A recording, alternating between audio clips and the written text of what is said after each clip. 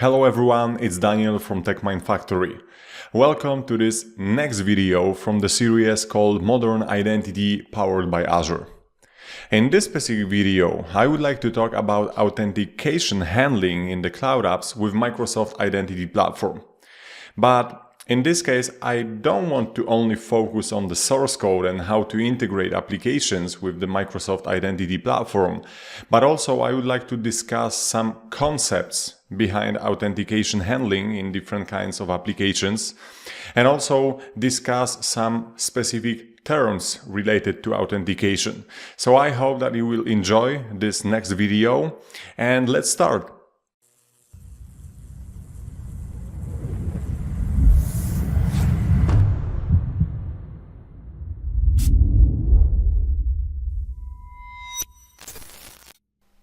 If you watched my previous video from this series, you already know that Microsoft Identity Platform consists of Azure AD and Azure AD B2C. Yes, we discussed some different concepts, but basically we can use Microsoft Identity Platform to secure access to different kinds of applications. And what is more important is the fact that Microsoft Identity Platform supports different protocols like OAuth 2.0, OpenID Connect, SAML, AWS Federation, SIEM, and other things. So basically, you can use this Microsoft Identity Platform to secure different kinds of applications and implement the different identity scenarios. Now, when it comes to Microsoft Identity Platform in the context of cloud applications and in general different kinds of applications, you can use this platform to secure really many different kinds of applications like web applications, single page applications, web APIs, background process applications like daemons, and mobile applications, desktop applications. And also you can implement different scenarios, like for instance, user authentication in the desktop app and then calling some external API on behalf of authenticated user.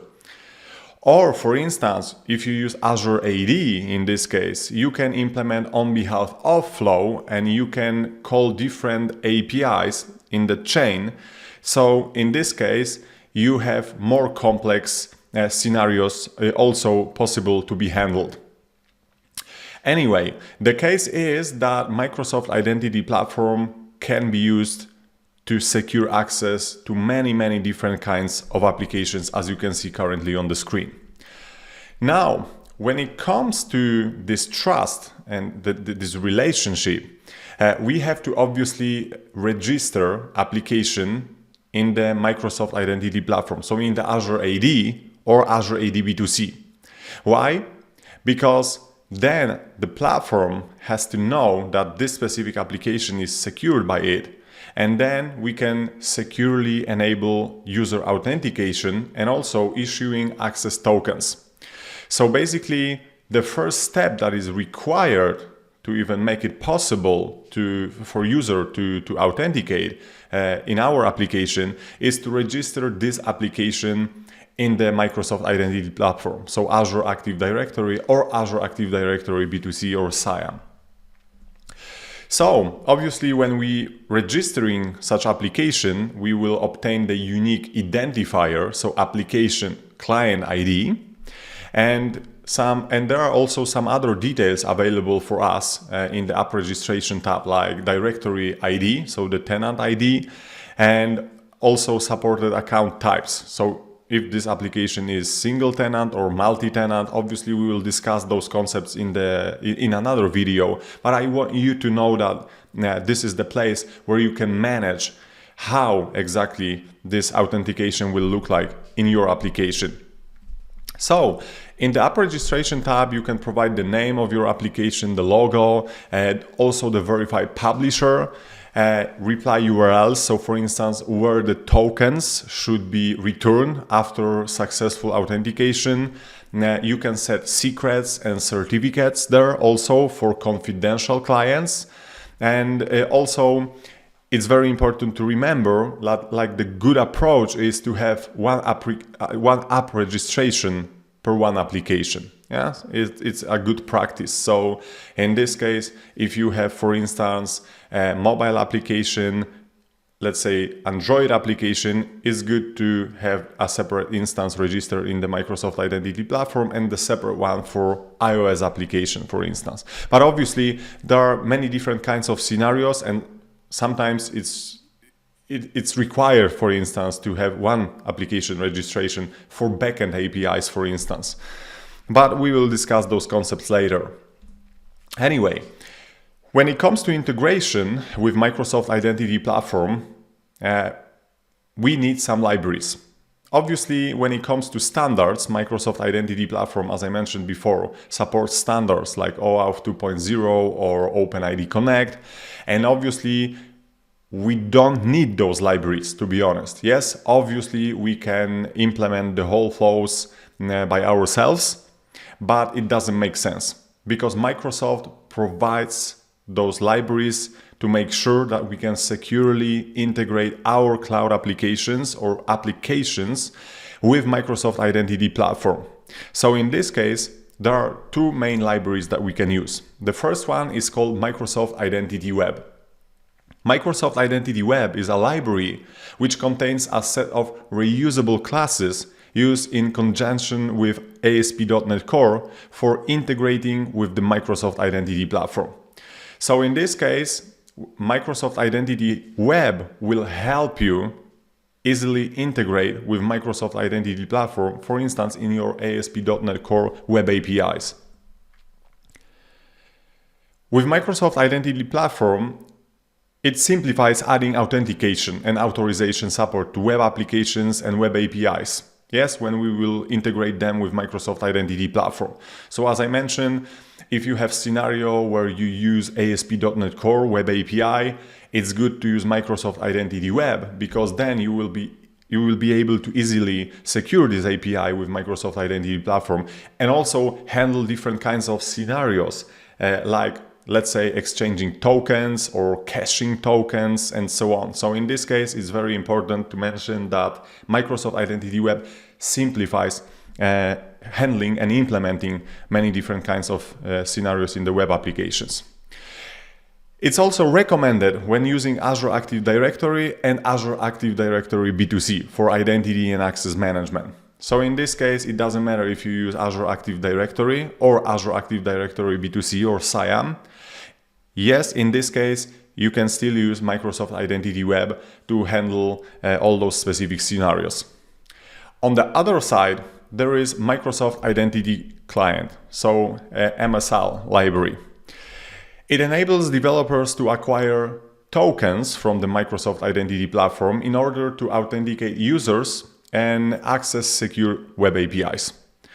In this case, if you have mobile application, if you have desktop application, or if you have single page application and you would like to authenticate users and then call web APIs with access tokens, Microsoft Identity Client is the perfect match. Microsoft Identity Client supports many different application architectures and platforms, including .NET, but not only. There is also support for JavaScript, Java, Python, Android, and iOS. So many different kinds of platforms and frameworks and languages. It's also recommended when using Azure Active Directory and Azure Active Directory B2C or CIAM for identity and access management.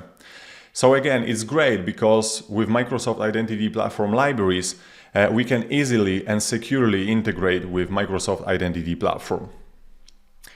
Now, I mentioned languages and frameworks, so let's dive into it. So it's not only about .NET, and it's very important to remember that obviously .NET is the framework from Microsoft, and Microsoft Identity Platform was built by Microsoft. But please remember that you still can implement secure user authentication and identity scenarios in your applications if you use other languages and frameworks. So for instance, there is MSL for Android, or for Angular, yes, or for Java and for Go in the preview at the moment of recording this video. So in this case, you can secure different kinds of applications written in different languages. Yes, so please remember about it. And also, I want to mention a few words about the Blazor because in this case I saw that there is a little bit confusion, like, okay, so which library should I use with Blazor and which library should I use with Blazor WebAssembly or Blazor Server? So I want to clarify on this. So if you use Blazor WebAssembly, there is a dedicated NuGet package which is called Microsoft.authentication.webassembly.msl, and you can use this package to implement authentication in your Blazor WebAssembly applications. Also, this specific package enables you to obtain access tokens to securely call web APIs. On the other side, there is Blazor Server. So this is a web application, and in this case, we can use Microsoft Identity Web. And there are two packages, basically. Microsoft Identity Web is this core package which enables you to, for instance, securely exchange tokens, cache tokens, and so on. And on the other side, there is also the package called Microsoft Identity Web.UI. So with this package, you will be able, for instance, to implement the login button on your UI and make sure that you can handle the UI responsible for user authentication and handling all the scenarios like this. So basically, those two packages can be found in the Blazor Server application project templates. Okay, great. So now let's talk a little bit more about Microsoft Identity Platform libraries and decisions here. Because sometimes there can be a question like, okay, so should I use Microsoft Identity Web or should I use Microsoft Identity Client, so MSL? So this is a great diagram provided by Microsoft. So like there is always a question, am I building an Azure AD or Azure AD B2C web app, web API or daemon app? If no, I'm building a desktop or mobile app, use Microsoft Identity Client, so MSL.NET in this case. But if you use these kinds of applications and you use ASP.NET Core, then use Microsoft Identity Web. If not, so you're using .NET Framework or only .NET Core, use hybrid model. So you can use both, like Microsoft Identity Client and Microsoft Identity Web. And with Microsoft Identity Web, it will be easier, for instance, to cache tokens, yes, and load certificates, for instance. But anyway, if you decide to use Microsoft Identity Web and you are building new application, you can use the templates. So I'm not sure if you knew that, but there are dedicated templates which you can use, which already contain all the libraries included and the bootstrapping, I would so call it like this. And in this case, you can use .NET Console. You can open just the command line and specify, like, for instance, .NET New Auth MS Identity App sync. Yeah, and in this case, the whole project will be created for you. But if it's not a new application, you have to update your code to use Microsoft Identity Web. So basically, that's about the differences and decisions. And I hope this will clarify a little bit. And now let's talk about the public clients and confidential clients applications, because there can be also some confusion around it. Like, okay, so what is confidential client? What is a public client, and so on? So let's start with confidential client applications. Those are the applications that run on the servers, like web applications, web APIs. They are considered difficult to access, and for that reason can keep an application secret. So in this case, we talk about the applications that run on the server, and it's not so easy to access them. And this is why we can use, for instance, application secrets in the configuration, because it's not loaded to the browser. You cannot extract easily this secret. Each instance of the client has a distinct configuration, including client ID and client secret. These values are difficult for end users to extract. This is what I mentioned before. Yes, when we are registering our application with Microsoft Identity Platform, then we will obtain client ID, but also for the confidential clients, we can use client secret or the certificate. It's also very important, and we will talk about it during the demo in this video. A web app is the most common confidential client. The client ID is exposed through the web browser, but the secret is passed only in the back channel and never directly exposed. And it's very important to be mentioned. Like with web applications running on the server, we can securely use secrets. On the other side, we have public client applications. So those are the applications that run on devices or desktop computers or in a web browser. So all the single page applications, mobile applications, desktop applications are called public client applications. They are not trusted to safely keep application secrets, so they only access web APIs on behalf of the authenticated user. And it's very important to mention. They cannot keep any secrets, so in this case, we only can obtain any access tokens and access those web APIs on behalf of authenticated user. Public clients cannot hold any secrets. Yeah? Just to summarize, no secrets can be stored. Try to imagine that you have mobile application like Android one, you keep their client ID and client secret, and then someone will decompile your application or somehow dive into the package, and then this client secret can be extracted. So this is not secure. So that's why we cannot store any secrets there. Okay, so right now let's talk a little bit about the flow and about the process of obtaining tokens and secure authentication of the user with Microsoft Identity Platform. So first step is, like this request to Microsoft Identity Platform. Like, okay, so I need ID token to identify the user within the application, but also I need the access token to securely access Web API endpoint on behalf of authenticated user. So in this case, it's the scenario where we click login button in our web application and then we are redirected to the login page of Microsoft Identity Platform service. So in this case, Azure Active Directory or Azure Active Directory B2C or CIAM. So there is this private conversation with the user in the browser in this case. And once a user is successfully authenticated, Azure Active Directory or Azure Active Directory B2C will return ID token. An ID token is for the application, for the requesting application to show who the user is. Yes, so the ID token contains information about the authenticated user, and it should be only used by the calling application, by the client application. But also, we can request to obtain access token to call specific APIs on behalf of authenticated user.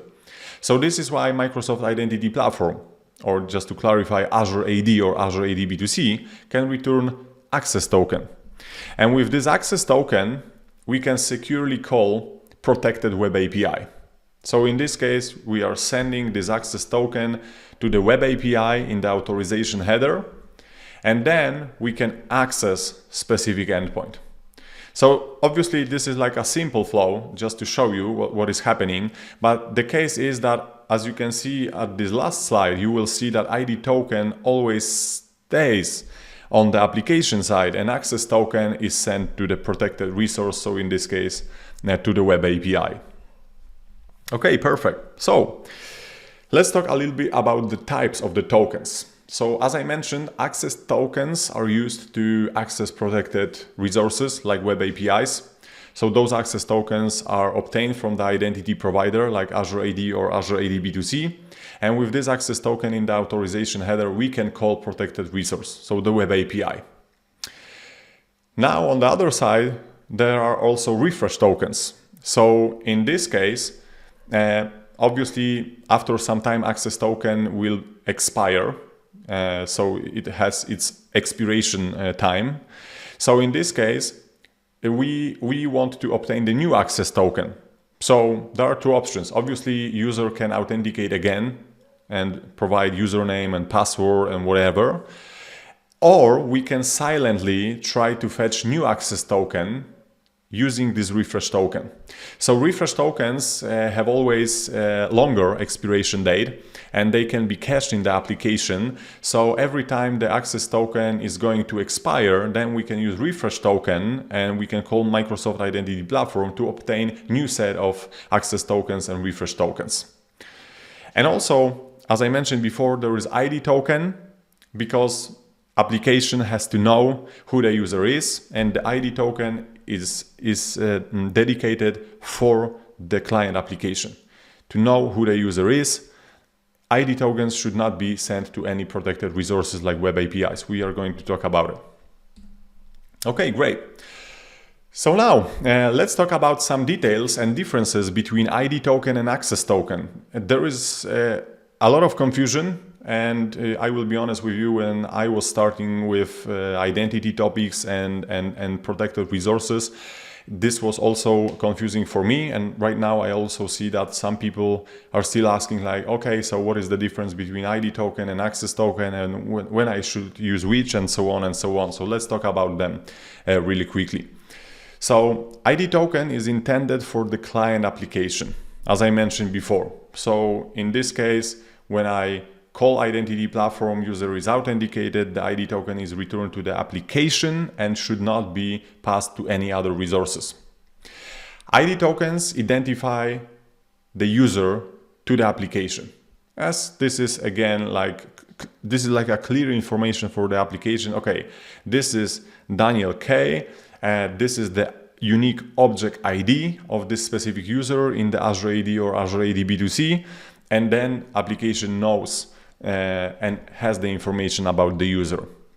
Applications do not look at access tokens, only ID tokens. So this is again very important to underline. Like, if we are successfully authenticated, the ID token is returned to the application, and yes, application can look into ID token to, let's say, extract the user email and display it at the bar, like hello Daniel K at XYZ. But the access token should be never investigated by the client application. Now let's talk about the access tokens. So they are intended for protected resources, so web APIs in this case. Access tokens authorize the application for a range of operation for a web API.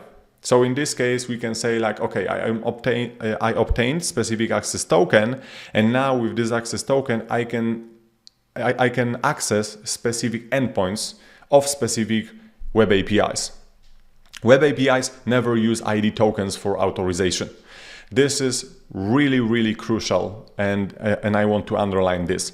I saw scenarios where ID token was sent to the backend, and there was some validation of this ID token done with keys and the signature and so on, like magic like this. No, that's the wrong approach. ID tokens are never sent to web APIs. They are for the client applications. Now, cookie versus token authentication, another big topic, another confusion. So I want to try to explain those concepts here and talk a little bit about it, and also show you this during the demo in this video. So cookies and tokens are two common ways of setting up authentication. So probably in the past you heard like, okay, so we use cookie authentication in our web application, or if you implement mobile application, you heard like, okay, so you have to pass this access token to the web API to obtain some information. So basically, let's talk about those two methods, like cookie and token. So let's start with cookies. So cookies are chunks of data created by the authorization server and sent to the client, including the information about the user session established on the identity provider side. So in this case, you can try to imagine that when you open web application and you click login button, you are redirected to the identity provider, so to the Azure Active Directory or Azure Active Directory B2C. You provide your credentials there, and then when you return to the application, then Azure AD or Azure AD B2C drops cookie, the session cookie, that identifies this user session for this specific application. So in this case, the session is established on the Azure AD or B2C side, and then the cookie is dropped in your browser. And obviously, then application can also generate own cookie, and we will talk about it. But the case is that you do not have to worry about it even. Yes, like those cookies are generated automatically, are handled by the browser, and so on. Cookies can store information about the authenticated user, like email or username. So it's also very important to mention that in the cookie, you have information about the session which is established on the identity provider side, so Microsoft Identity Platform side. But also in the cookie, you can have information like user email, username, and so on. So this is why when you are authenticated, very often you see like at the top of the application this greeting, yes, like hello Daniel, or something like this.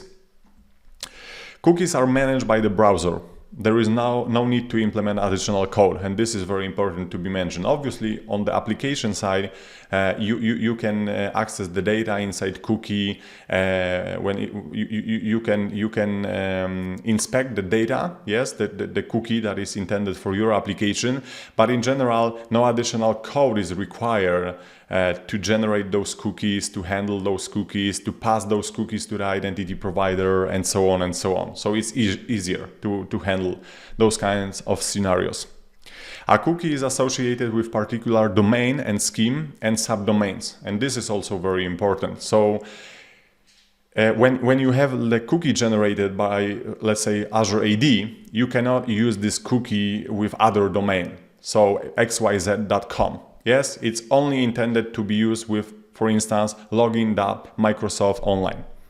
And in this case, it's very important to mention that there are many security restrictions around the cookies, which help improve the security of the whole process. Now, let's talk about the tokens. So tokens, usually referring to JSON Web Tokens, are signed credentials encoded into a long string of characters created by the server. And obviously, we can decode such a token if we go to jwt.ms site and we paste the JSON Web Token there, then we can see the extracted data, like for instance claims. Yes, in this case, like username, user object ID, and other details. Each token is self-contained, holding the information needed for verification and identification on the server. And this is also very important. Like, once the access token is generated, it's self-contained.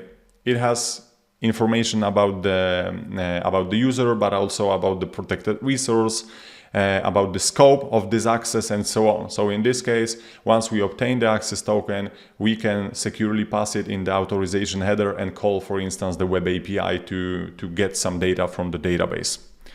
Because of the fact that tokens have stateless nature, tokens can be easily implemented on the web, mobile, and desktop platforms. Yes, in this case, it's very popular when you implement mobile applications, for instance, to use tokens. Because in this case, you can obtain the token like ID token and access token, then you can easily use this token to call protected resources like web APIs and obtain some data. And ID tokens store information about the authenticated user. It's very important to also mention. I know that I mentioned it before, but again, ID tokens are used to store information about the authenticated users, and they should be used only by the client applications that should not be used or should not be sent to the protected resources like web APIs. Great. So when I was explaining the concept between cookies and tokens, I also mentioned the scopes and claims. But before that, let me really quickly get back to this section. So right now you understand that you can use both, like cookies and tokens. And obviously for the tokens, you can decide where you want to store them. Like for instance, in some kind of cache, and we will see these kinds of things in this series. But the case is that you can also store tokens inside cookies. And this is what I want to underline also. And I don't want to confuse you, but I want you to understand that it's also possible. So, for instance, when you create the dedicated cookie for your application, like web application, you can decide what additional properties you want to store them there, yes, inside this cookie. So in this case, you can say like, okay, so in the cookie, I want to also store the access token. It's also doable. But obviously, it's not like a typical scenario you will do, but I want you to understand that, okay, you can use cookies, you can use tokens, and also you can inject tokens into the cookies. But this is like a rare scenario, and in a typical approach for web applications, you will see cookies that are used to store information about the user. And in the scenarios like mobile applications or desktop applications calling the protected resources like web APIs, you will utilize tokens. Okay, great. So now let's talk about scopes and claims. So scopes are separated lists of identifiers used to specify what access privileges are being requested for the application. When an application requests permission to access a resource through an authorization server, it uses the scope parameter to specify what access it needs. So in this case, just to make it simple, you can try to imagine the situation where you have two applications registered in the Microsoft Identity Platform. You have your mobile application like Android one, and you have ASP.NET Core Web API application. And now, to obtain the access token to call this protected web API from your Android application, then you have to define the scope on the web API side in the Microsoft Identity Platform. And we will see it in a minute, but I want you to understand, like, to successfully obtain the access token, first you have to define the scope for the web API, and then during the request to the identity platform, during the user authentication process, you will have to pass this scope and say like, okay, I want to obtain ID token for my client application, so Android one, but also I want to obtain access token. So you have to define another scope in the request to the authorization endpoint to make sure that Microsoft Identity Platform will know that, oh, okay, this request is intended to obtain ID token, but also access token to call protected resource. Authorization server uses the scope parameter to respond with the access token, which allows application to access the protected resource, like web API. This is what I mentioned basically. Yes, so in this case, once you pass the specific scope in the request to the authorization endpoint, then you can get the access token. The very important information is that you cannot obtain multiple access tokens at once.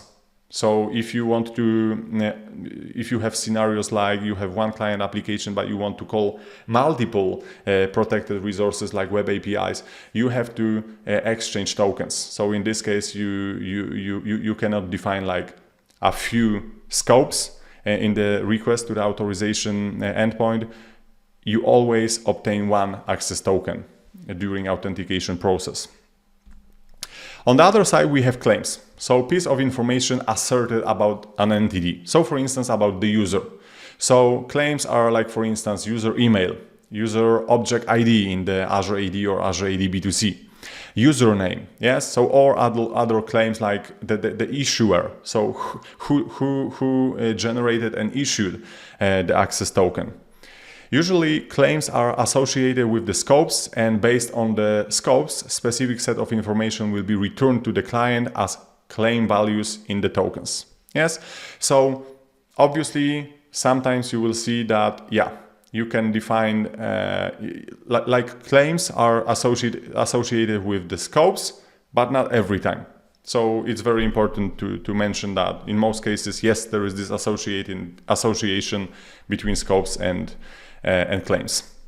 Claims are name value pairs that contain information about the authenticated user, but also about the application roles when using Microsoft Identity Platform.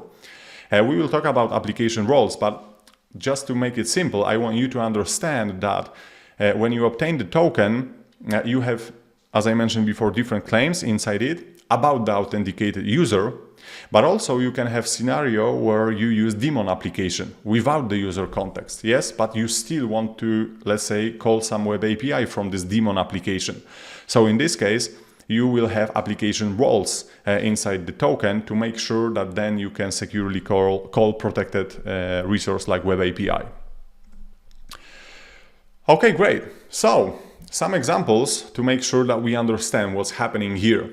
So as you can see, this is the call to the authorization endpoint of Azure AD.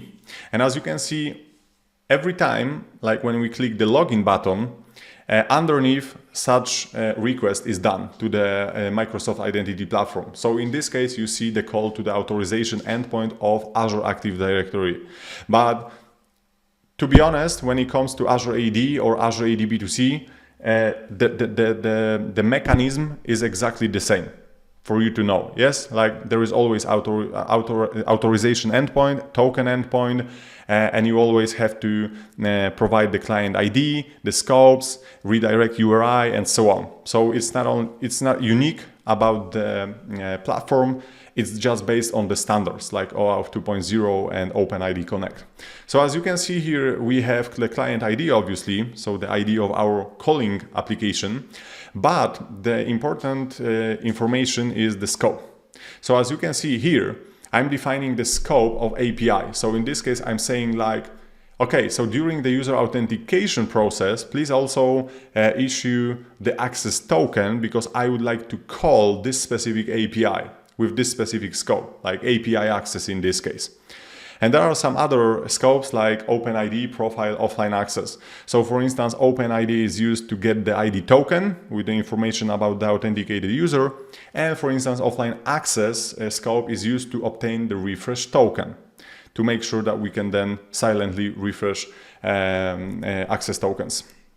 And obviously there is redirect URI because we have to indicate where the token or tokens will be returned. Okay, great. So this is about the user authentication and scope to access specific protected resource like web API. But probably if you work with some kinds of applications, you notice that there is also this .default scope. So I want to clarify on that because I know that there is a lot of confusion around it. So there are two extra scenarios where the default scope is required.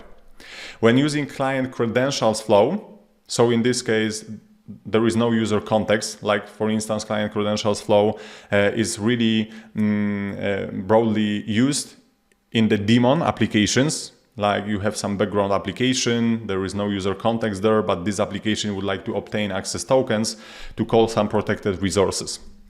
And the second scenario is when using on behalf of flow. So in this case, when we have one API and from this one API we would like to call the second API, but still in the context of authenticated user. But as you probably know, like there is no interface on the web API side to make the call to the authorization endpoint and sign in the user.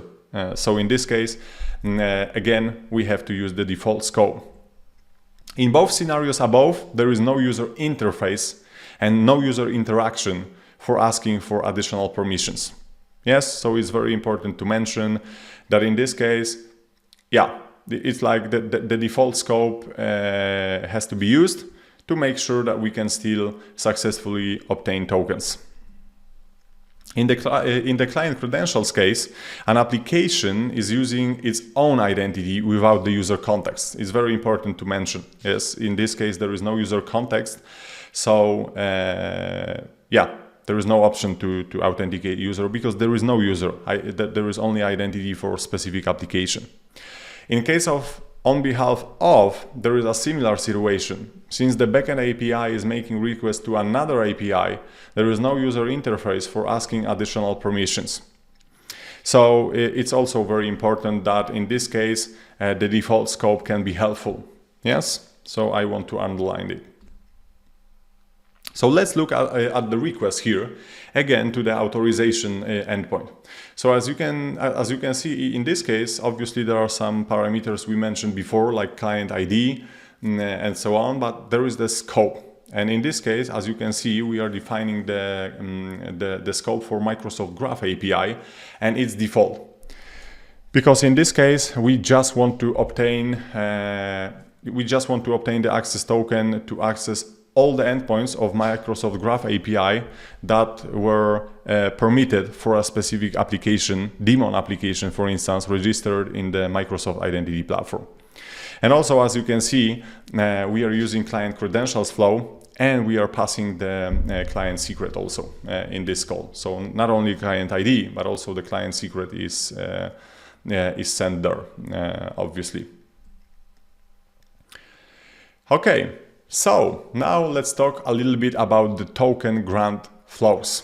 So there are many token grant flows, like OAuth 2.0 authorization code flow with proof key for code exchange, so PKC, OAuth 2.0 client credentials flow, OAuth 2.0 device authorization grant flow, on behalf of flow, implicit grant flow, and resource owner password credentials.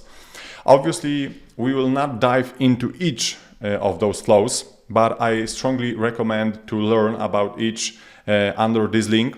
There is a great explanation, including the diagrams, endpoints, responses, and so on. So it's really important to make sure that you will visit this page. But the case is that I would like to discuss the most popular token grant flow, which is called authorization code flow with proof key for code exchange. So this authorization, this grant flow is broadly implemented in different kinds of applications where we want to authenticate users. So for instance, in the single page applications, desktop applications, mobile applications, and simple web applications. So in this case, this is the most secure way to obtain tokens from the identity provider. Let's talk about OAuth 2.0 authorization code flow with PKC, just really quickly. So obviously, we have to call the authorization endpoint of Microsoft Identity Platform, and then the authorization code flow, then authorization code will be returned to our single page application. And once we have this authorization code, then we can exchange this authorization code for the token. And then we have to call another endpoint, which is called token endpoint. And in a response, we will get access token and refresh token. And then with this access token, we can call protected resource, which is web API in this case, and we have to attach the access token in the authorization header. And obviously, if this authorization request is successful, like on the web API side, web API will return secure data to the application. And obviously, after some short period of time, the access token is going to expire. So this is why we have to provide the refresh token and exchange it for the new set of tokens. And in this case, specifically to get the new access token. And again, we can call the protected web API. Okay, great. So now let's look into the request to the identity platform. So Microsoft Identity Platform in this case. So as you can see, again, we are calling authorization endpoint here. We have to pass some parameters like client ID, but also, as you can see, in this case, the response type is set to code. This indicates that when the identity provider, so in this case Azure AD or Azure AD B2C, will obtain this request, it will look into the response type and there will be code. So this is why no tokens will be returned directly from the authorization endpoint. The code will be returned. And there is another parameter called response mode. So in this case, it's set to query. So the code will be returned in the query string to the browser. And also, there is redirect URI parameter because we have to say like where this code should be returned. Obviously, we have to provide some scopes. In this case, to call Microsoft Graph API.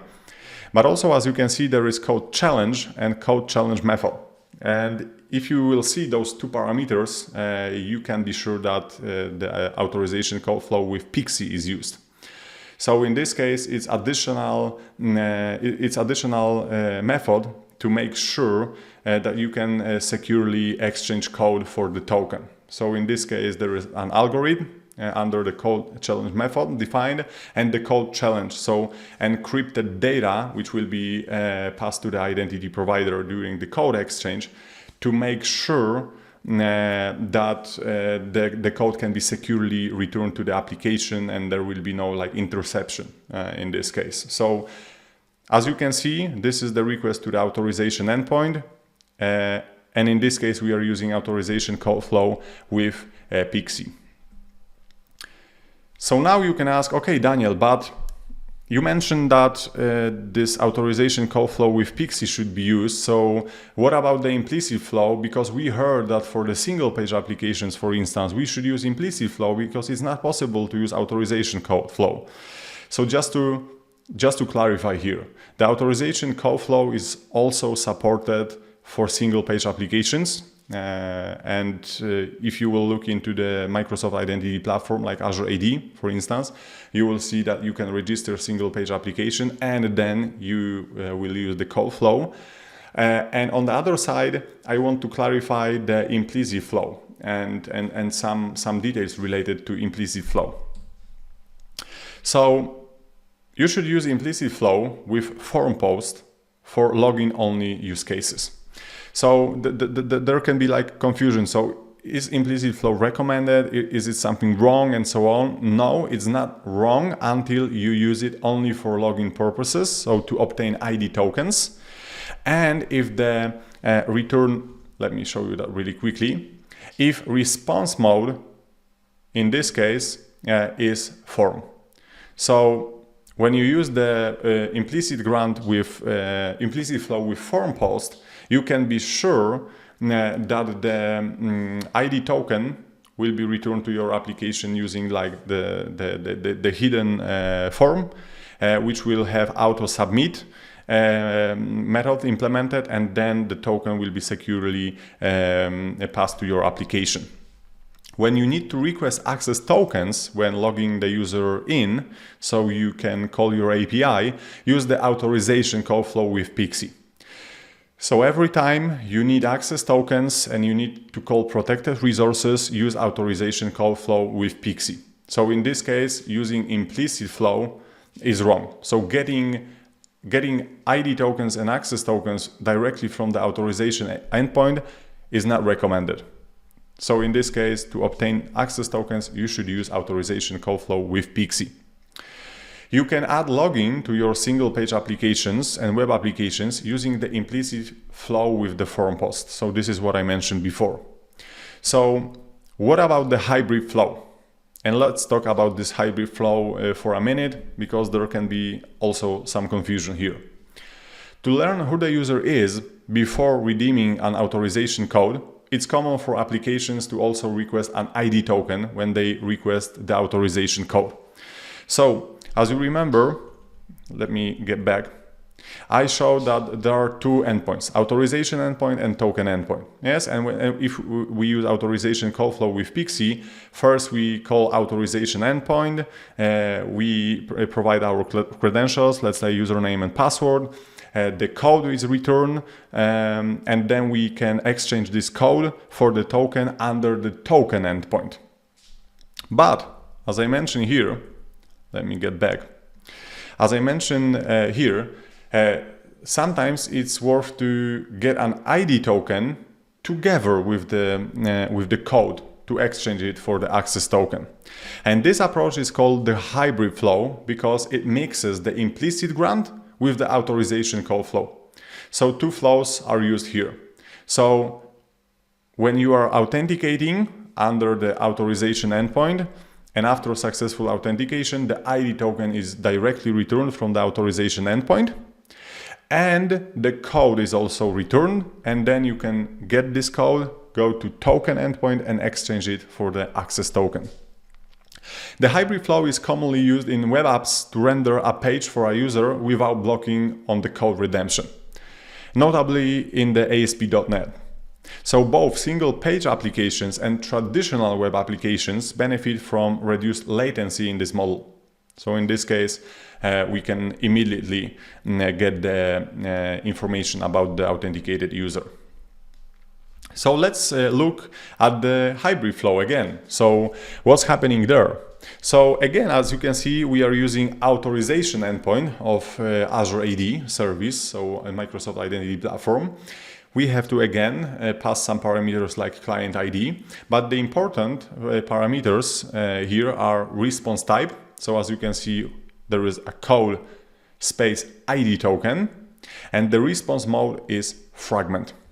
So in this case, when we will call authorization endpoint with this response type set and this response mode set, we will obtain the ID token directly from the authorization endpoint and the code, and those artifacts will be returned in the fragment. Yes, so then we can immediately know who the user is, and then we can get the code and then call the token endpoint to get the access token. The use of fragment as a response mode causes issues for web applications that read the code from the redirect.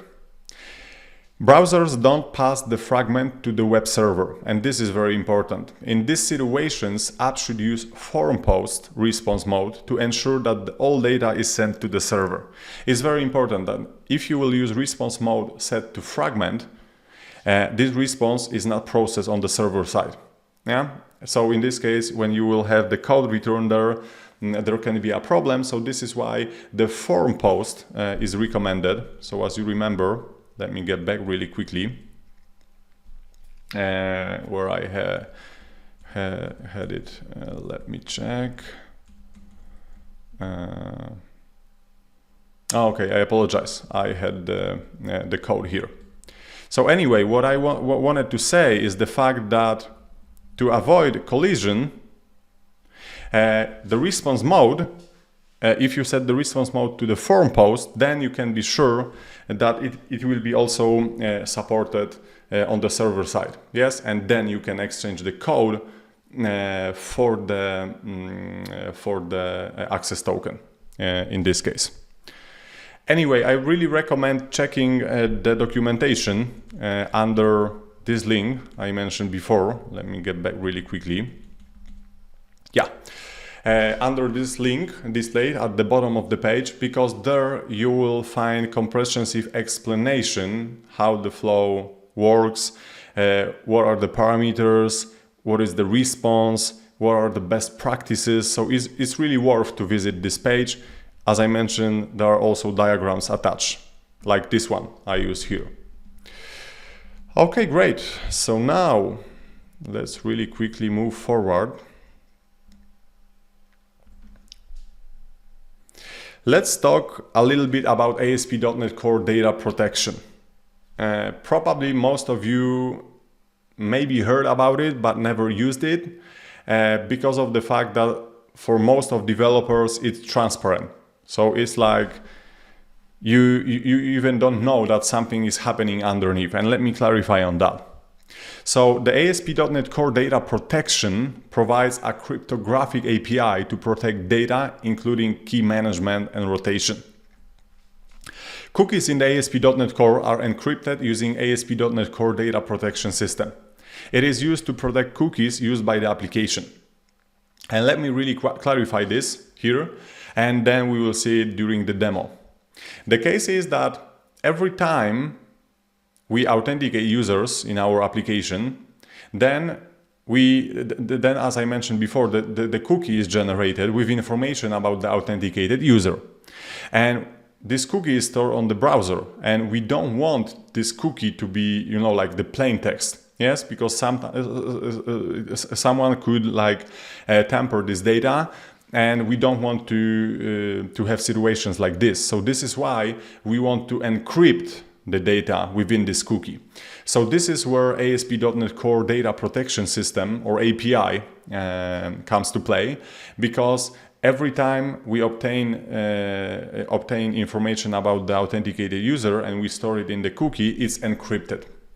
And ASP.NET Core Data Protection API handles it. In most cases, this API is not visible to the developers, as I mentioned before, but it's good to understand how data is signed and encrypted to avoid problems with production applications. Apps can share authentication cookies or CSRF protection across multiple servers. So in this case, I bet that if you have like multiple servers and you are running the application and you are authenticating users there can be a problem. Why? Because in this case, once the cookie is encrypted with specific set of keys stored on one machine, then it doesn't mean that you have this set of keys on the another machine.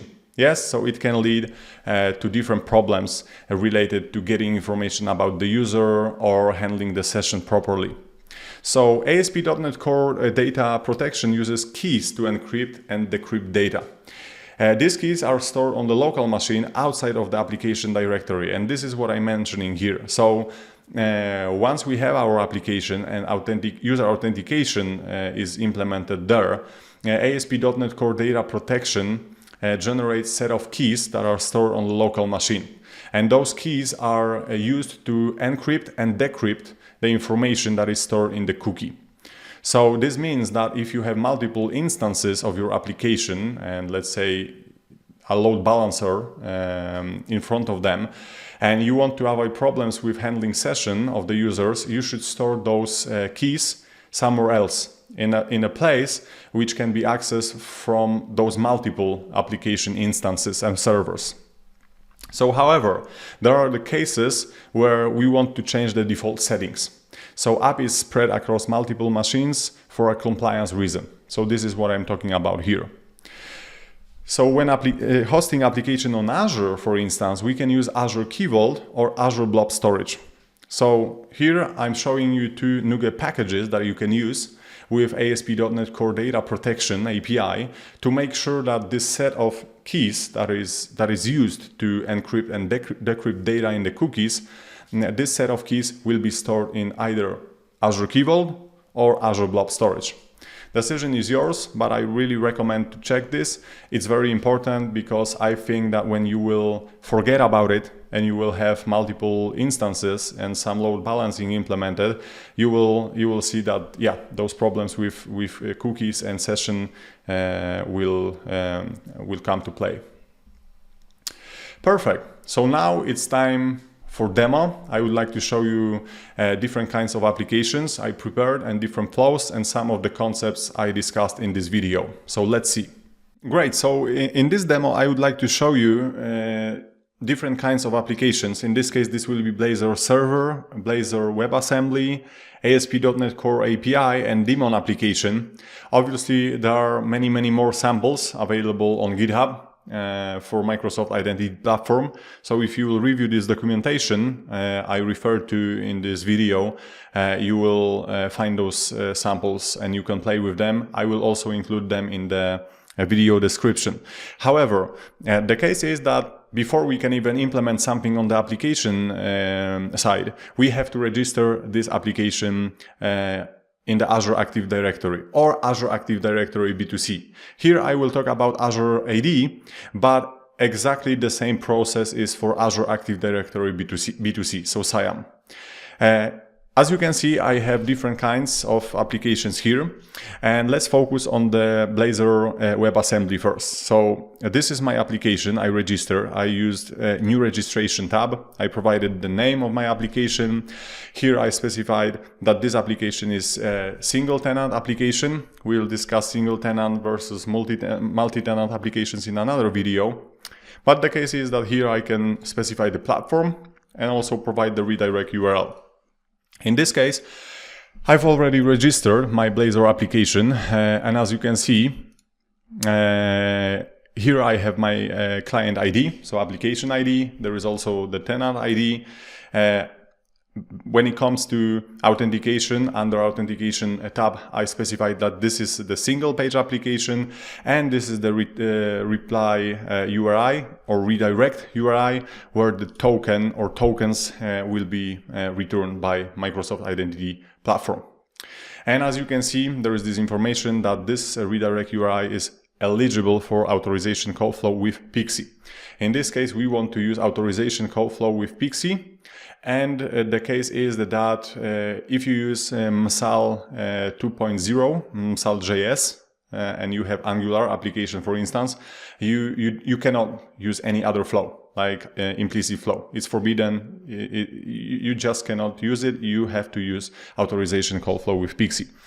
Okay, great. As you can see, I do not have any other options. As you can see, I don't select implicit grant and hybrid flows here. I could, for instance, for ID tokens, for hybrid flow, which we described, or the ID token and access token for implicit flow. But no, we want to use authorization code flow with PXE. Great. So this is my web application, single page application, Blazor WebAssembly. But one more thing. I want to also obtain the access token for the web API that can be called from this application. So in this case, as you can see under API permissions, I added permission to call ASP.NET Core API TMF MIP. So in this case, there is a scope called API access. As you can see, this is the scope, and I will use this scope in my application code when I will call authorization endpoint. To make sure that Microsoft Identity Platform, so Azure Active Directory in this case, will return the access token to call this specific API. Where I define this scope, I mean like where is this web API? This is another application registered in the Azure Active Directory. So here, as you can see, let me find it really quickly. Yes, there is ASP.NET Core API. And as you can see under the Expose an API tab, I added this specific scope using Add a Scope tab, and this is basically my scope. And as you can see, I can use this scope to obtain the access token to call this specific API. So in this case, once I define this scope for my Blazor WebAssembly application, I did those steps like API permissions, add a permission, my APIs, ASP.NET Core API, and here under delegated permissions, I selected this specific scope and click add permissions. Perfect. And then we have to grant admin consent. So if we will not do it, then users will have to consent and say like they agree that this specific application will access their basic profile and so on. We will talk about the scopes and details in another video. But the case is that once you grant it, then you can be sure that you can obtain access tokens to call this specific ASP.NET Core Web API from this Blazor WebAssembly application. So now let's get back to Visual Studio. Perfect. Here is the Visual Studio. Let's start with the NuGet packages. As you remember, I mentioned that there is a dedicated package to be used with Blazor WebAssembly. It's called Microsoft.authentication.webassembly.msl. So this NuGet package has to be added to make it possible to integrate application with Microsoft Identity Platform. If you open the program.cs file, here you will note that I have this specific section. So builder.services.add.msl authentication. So here I can define different options and say like, for instance, which configuration I want to use to call Azure AD, which login mode, cache location, and default access token scopes. I will discuss them in a minute, but let's stop here to discuss everything in details. So first of all, here under www.root, I have my app settings. And here, as you can see, I have the authority. So in this case, it's my Azure AD tenant. So login.microsoftonline.com/the tenant ID. I copied from the portal. There is also client ID value. So the application ID that I obtained after registering my application in the portal. And also there is this parameter validate authority. So we want to be sure that when the token will be issued, the ID token for the application, we will verify that it was issued by our Azure AD tenant. Okay, great. So now, once we add those settings in the app settings JSON file, As you can see here, I can bind the configuration, so Azure AD. So again, here is the Azure AD section, and all those parameters will be loaded when I will define the authentication. Then, when it comes to login mode, there are two approaches, basically, the pop-up or the redirect. The pop-up will open a new window, and then you have to provide credentials, and then the window will be closed and you will be redirected to the application. You will be authenticated and application will be visible. And when you will use login mode redirect, then there will be full redirection. So you will see that you will see your application page. When you will click login button, there will be no pop-up. You will be directly redirected to the Azure AD login page. You will provide credentials there, and then you will be redirected back to the application. The another option here is the cache location. So you can use either session storage or local storage to cache tokens. And this is very important because those are two types of the storages that can be used with single page applications, with browser applications, I would call it like this. If you will use session storage, the data related to authentication, like ID tokens, access tokens, refresh tokens, will be stored in the, if you selected local storage, those artifacts will be stored in the local storage. If you select session storage, they will be stored in the session storage in the browser. The case is that if you use local storage, all those artifacts will remain if you will close the browser window. But if you will store those artifacts in the session storage, those artifacts will be cleared after you close the browser window. That's the first thing. The second thing is that if you use session storage, the session storage is tied to the browser tab. So you cannot share this session storage between different tabs. If you will use local storage, yes, that's possible. And I want to show you that also really quickly.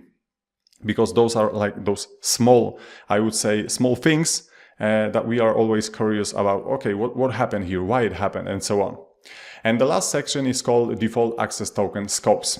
So here you can define scopes for the access tokens. So in this case, as you can see, I have my scope for the web API I declared in the Azure Active Directory portal, Entra portal. And here, during the authentication, when I will call authorization endpoint, I will also pass this scope and say that, okay, I want to obtain ID token, but also access token to call this specific API. Great. So let's launch this application and let's see what will happen. Here is the Blazor WebAssembly application launched. And now let's open developer tools. And here I would like to show you what is happening underneath. So if I will open network tab and I will click login button, you can see that here is the authorization request done to the Azure Active Directory. And now if I will expand it, let me show you that really quickly. You can see that as a query string parameters, I'm passing different parameters like client ID, I showed you before. The scope, as you can see, I define few scopes, like the scope for obtaining access token for my API, also obtaining the ID token, so OpenID, and for instance, offline access to make sure that I will obtain the refresh token. There is also redirect URL or URI, which is used to return tokens under this specific address. And also, please note that here the response mode is fragment, the response type is code. So we are using code flow. And also you can see that there is a code challenge and code challenge method. So we are using authorization code flow with Pixie here. Okay, great. So now it's time to sign in. Here I will type my login. I will provide the password. And then I'm authenticated successfully. And I'm redirected to the application. As you can see, the code is here in the browser. And I'm successfully authenticated. There is this greeting, hello Daniel Tester. And I want to show you something. Once the code is returned to the application, then we can exchange the code for the token. So then we have to call the token endpoint. So as you can see here in the network trace, we can see that then there was this call done to the token endpoint, and as a response we obtain the access token. So here is our access token for the application. And now the case is that if we open application tab and session storage, because we are using session storage, you can see that in the session storage we have our artifacts. There is refresh token, there is also access token and ID token. So here is the ID token, as you can see, my ID token. Here is my refresh token and also the access token. And right now, Microsoft Authentication Library will handle those operations, like we'll cache those tokens. We don't have to do it manually. Of course, we have to specify the storage type, like session storage or local storage, but the case is that Microsoft Authentication Library will handle refreshing the tokens and storing them there. Great. And also, if we will open the cookies section, you will see that there is this sign-in state cookie provided by our application, and it's encrypted, as you can see. Yeah, so we cannot see those values directly. And here is where ASP.NET Core data protection API comes to play, and then we can decrypt the value of the cookie and then use it in our application. Perfect. So right now I want to show you something more. So I use the session storage.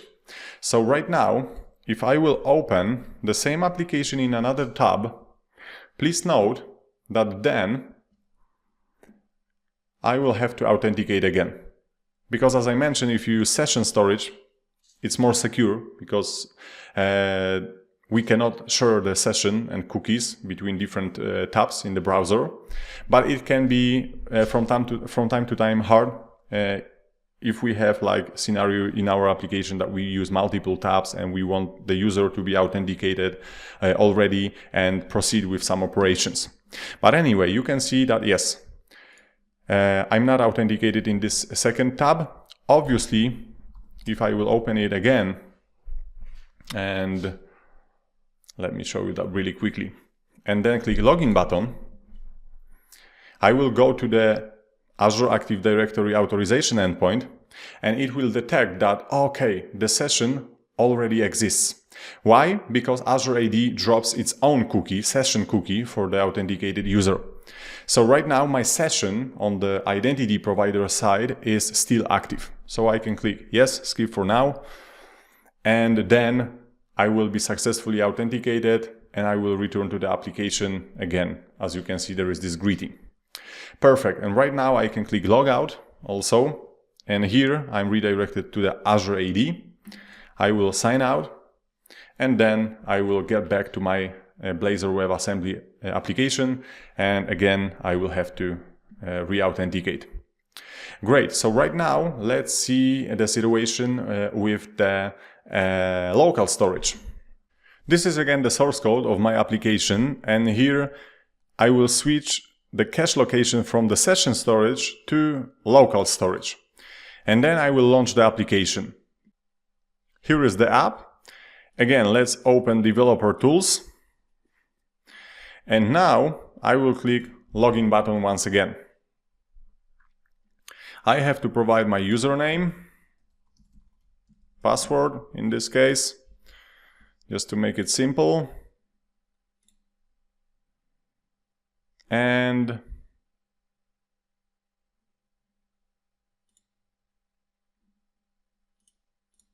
if I will open local storage right now, you will notice that I have exactly the same artifacts like refresh token, access token, ID token there.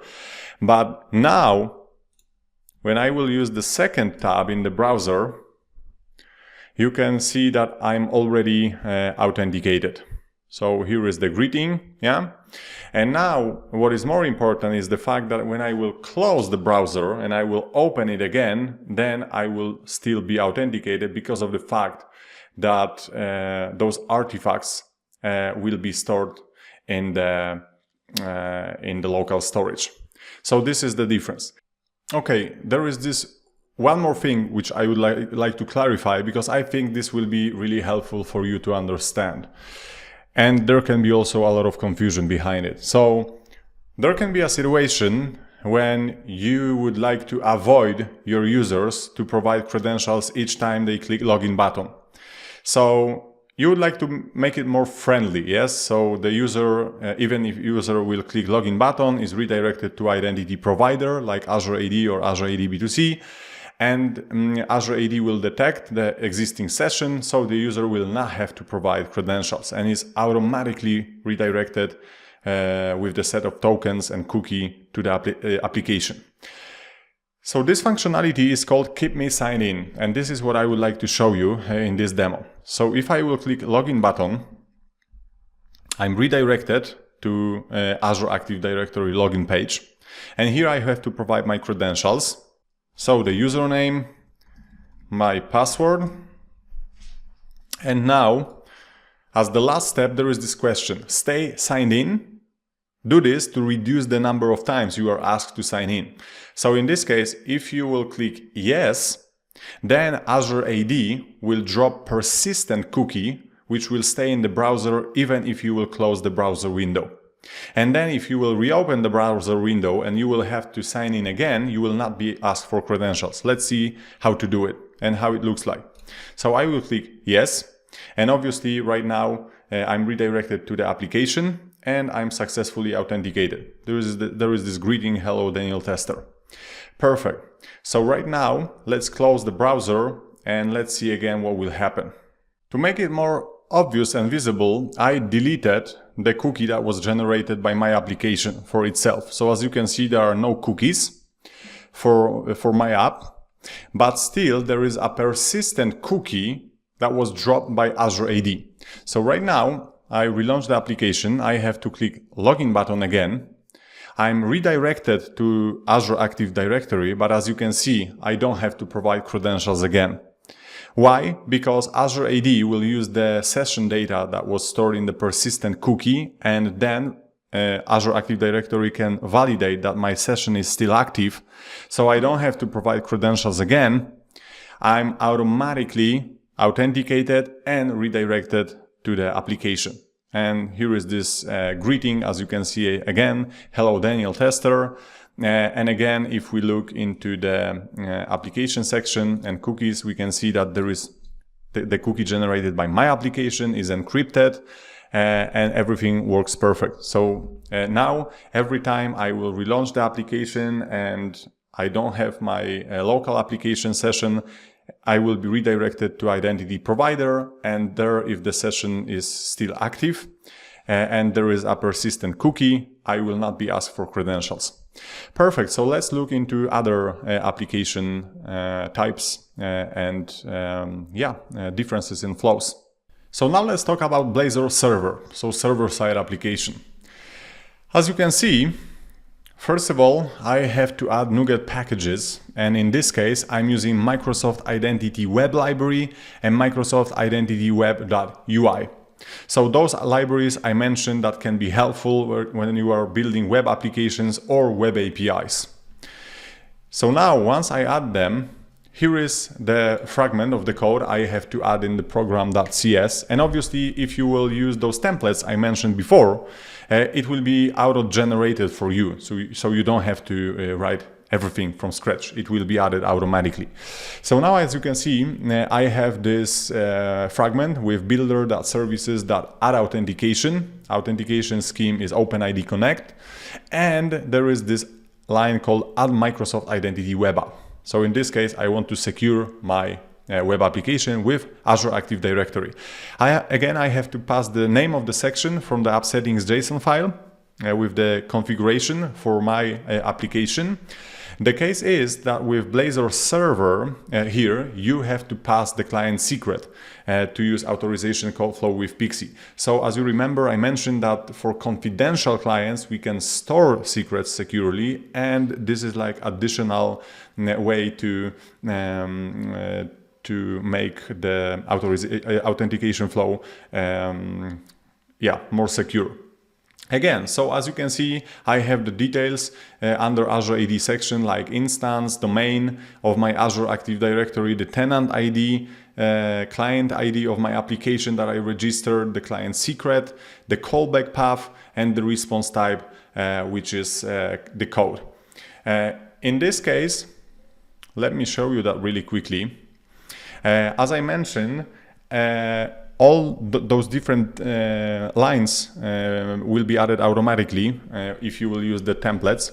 And in this case, obviously, I had to register this Blazor application in the Azure AD. So let's jump to the portal to see it. Here is the Microsoft Entra Admin Center. So this new portal for managing Azure AD. And as you can see here under application registrations, I have my Blazor server application register. And again, I have my client ID, the tenant ID here. For the authentication, I'm using the web platform. Yes. So the server-side application, I have to provide the redirect URI. And also under certificates and secrets, I generated application secret. Because as you remember, we can securely store it and we have to use it during authorization code flow with Pixie for the web application. Obviously, the more secure way to do it is to use certificates. And I will show you another sample with daemon application where I use a client credentials flow with a certificate instead of app secret. But in general, yes, this is the concept here. And again, under API permissions, here I can define that, okay, so from this specific application, I want to call specific web API on behalf of authenticated user. Anyway, the case is that this Blazor server is registered here in the Azure AD. So now let's get back to application. Here is my Blazor server application. I can click login button. I'm redirected to Azure Active Directory. I have to provide my credentials. So the username and the password. And right now, again, the same options, keep me signed in. Yes. And I'm redirected to the application, and here, as you can see, again, there is this greeting, but in this case, I'm displaying the email of the user, which comes from the claims. Great. So right now, we see how to implement this authentication on the Blazor server application, but also I would like to really quickly talk about Web API and also about the daemon application, and obviously we will talk about details of implementation like app roles, scopes, permissions, and so on in another video, but I just want to overview how to easily integrate with Microsoft Identity Platform using those libraries I mentioned before. So now really quickly about Web API secured by Microsoft Identity Platform. Again, the recommended library is Microsoft Identity Web, which I have here. It's installed, it's added to my project. And again, if you are using templates, the code I will show you is generated automatically. So here, as you can see, I have again this add authentication line where I have to define the scheme. In this case, it's barrier scheme because we will use the access tokens, JOT tokens that will be sent in the authorization header. And also here I have to define this next line, add Microsoft Identity Web API with the configuration of my application, which is taken from the app settings JSON file. So if I will open this JSON file, you will see that again, I have this Azure AD section. Here I have the instance and domain for my Azure Active Directory tenant. There is ID of my tenant, client ID of register web API on the platform. And also I have this section called scopes. So in this case, I have one scope, which you saw previously in my video. So API access. So right now, once I will add this, of course, we have to use additional lines like use authentication and use authorization. And here also in the controller, what you will see, there is this authorize attribute Yes, and the required scope is Azure AD scopes. So I'm referring the section here from the configuration. So in this case, the required scope is API access. So right now, let's test it. Let's see how it works. So let's obtain the access token to call this API from the Blazor WebAssembly application. So let's set it as a startup project and let's launch this application. Here is my Blazor WebAssembly application. Again, I will click login button. I have to provide my username, the password, and then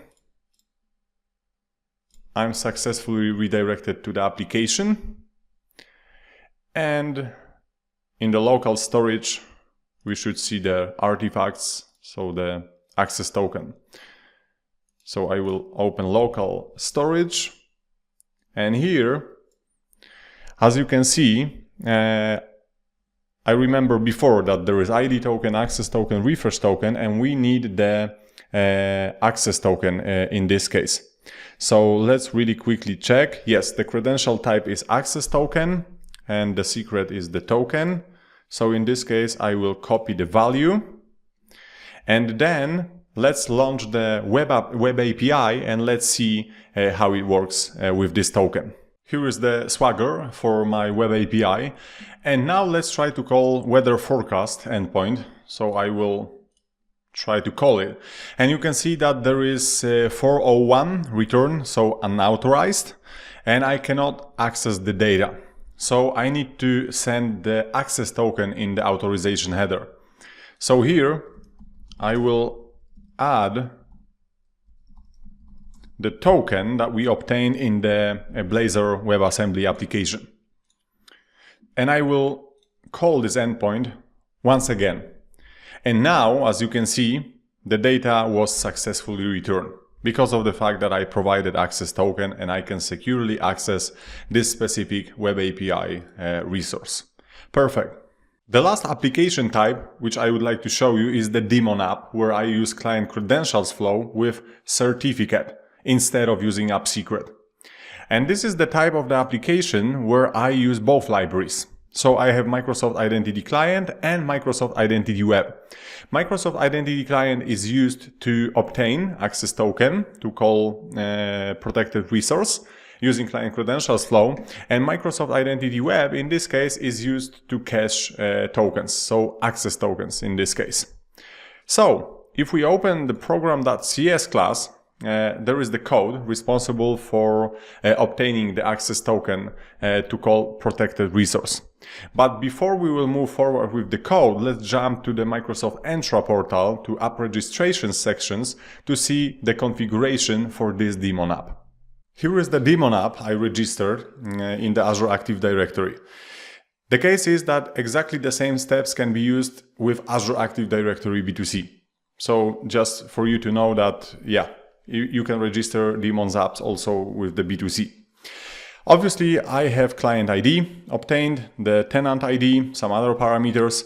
And also, when it comes to process of obtaining tokens, I want to use certificate instead of client secret.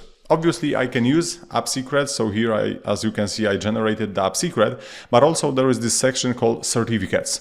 And this is the place where you can upload the certificate, the public key, which will be used to make sure that when the request for the access tokens is sent to the identity platform, it can be validated successfully, and then the access token can be returned to the application.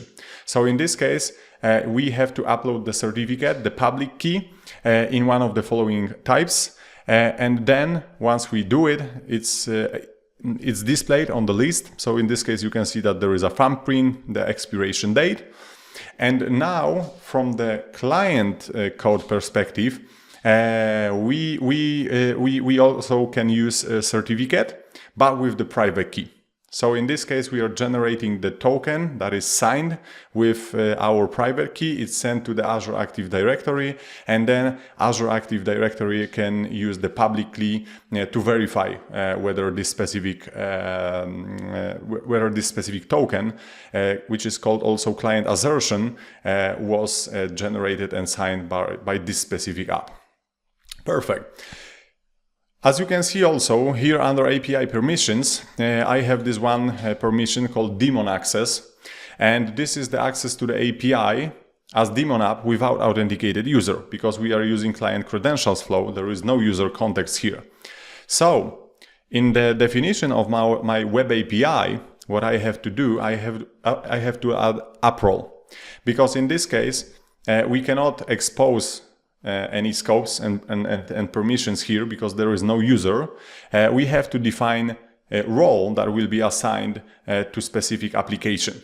So in this case, that's why I use app roles section, and here you can see that there is this daemon app role defined, and it's enabled for applications. So right now, if we get back to the daemon app and we will go to API permissions, if I will click add a permission and select my APIs, under application permissions, it will be displayed. Yes, so here you can see that, yes, this is, in this case, your application runs as a background service or daemon without assigned in user. And this is very important. So that's why I have this daemon access just for testing purposes. Perfect. So now let's get back to Visual Studio. So now let's discuss what's happening in the source code of this application. So first of all, you can see that here we are using confidential client application builder. Yes, we talked about public clients, confidential clients. So we know that daemon or console app is the confidential client app in this case. And here is there are two options, as I mentioned before. We can use the client secret. So in this case, we are building confidential client application here using client ID, client secret, and authority, or we can use the certificate. So if we scroll down and enlarge it, you can see that here I'm using confidential client application builder, but with certificate. Here I have to define the path to my certificate and also provide the password, because of the fact that my certificate contains private key, public key, and it's secured by password. And as you can see here, for the test purposes, I have this certificate locally in this catalog. Obviously, for the production environments, you should store this certificate securely somewhere, like for instance in the Azure Key Vault. And again, here I'm using the method that is provided by Microsoft Identity Web, which is called add in-memory token cache. So in this case, I want to cache access tokens in the memory for the testing purposes. And now, if I scroll down, you can see that I'm using app.acquire-token for client, and I have to pass the scopes. In this case, there is the API scope I defined. So as you remember, in this case, we have to use default scope, because of the fact that there is no user interaction, there are no consents. So in this case, the default scope has to be used.